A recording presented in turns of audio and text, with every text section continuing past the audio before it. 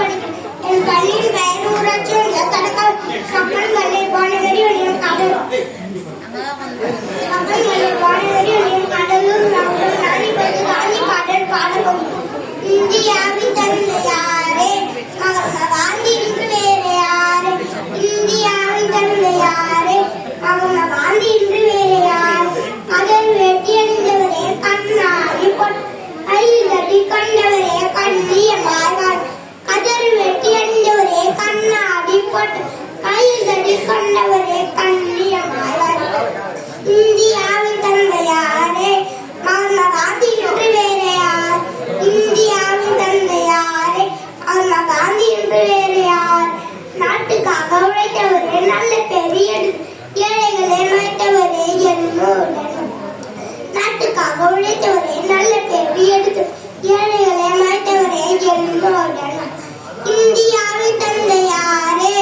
மகாத்மா காந்தி என்று வேறு யாரு? இந்தியாவின் தந்தை யாரே? மகாத்மா காந்தி என்று வேறு யார்? இந்தியாவின் சுதந்திரத்தை வாங்கி நமக்கு தந்து இந்தியாவின் சுதந்திரத்தை வாங்கி நமக்கு இந்தியாவின் தந்தையாம் நம்பிக்கையம் காந்தி. இந்தியாவின் தந்தையாம் நம்பிக்கை. நன்றி, வணக்கம்.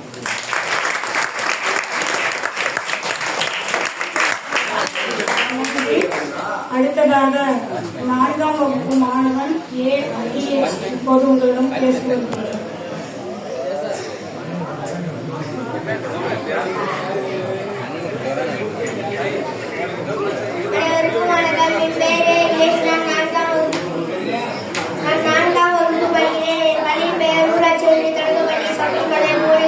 கடலூர் மாவட்டம். நான் இப்போது தியாகி அம்மாள் பற்றி பேசப் போகிறேன்.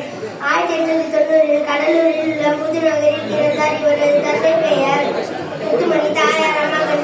1932 காந்தியின் மதுவிலக்கு கொள்கையை ஆதரவாக பொதுமக்களை திரட்டி பள்ளிகளை நடத்தினார். இதனால் 9 மாதம் சிறை தண்டனை பெற்று பெல்லாரி சிறையில் அடைக்கப்பட்டார். 1933 சட்டமன்ற மறியலில் பங்கு பெற்ற அதே ஆண்டு அந்நிய துணி எதிர்ப்பு போராட்டத்தில் கலந்து கொண்டு 3 மாதம் சிறை தண்டனை பெற்றார். 1934 காந்தி கடலூருக்கு வந்தபோது தியாகியத்திலே மலை சந்திக்க முயன்றார். காந்தி அரசுகளும் காந்தியடிகளும் அஞ்சலம்மாளை சந்திக்க தடை விதித்தார். ஆனால் அஞ்சலம்மாள் பர்தா அணிந்து ஒரு குதிரை வண்டியில் சென்று காந்தியை சந்தித்தார். காந்தியடிகள் அஞ்சலையின் துணிவை காரணமாக காட்டி தென்னிந்தியாவின் ஜாக்கிராணி என்று அழைத்தார். 1940 தனிநபர் கரக போராட்டத்தில் கலந்து கொண்டு 6 மாதம் கடுங்காவல் தண்டனை பெற்று கண்ணனூர் சிறையில் அடைக்கப்பட்டார்.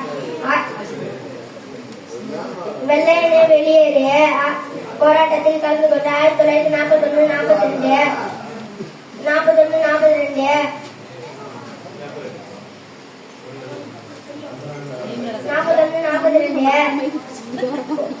போராட்டத்தில் கலந்து கொண்டு 1941-42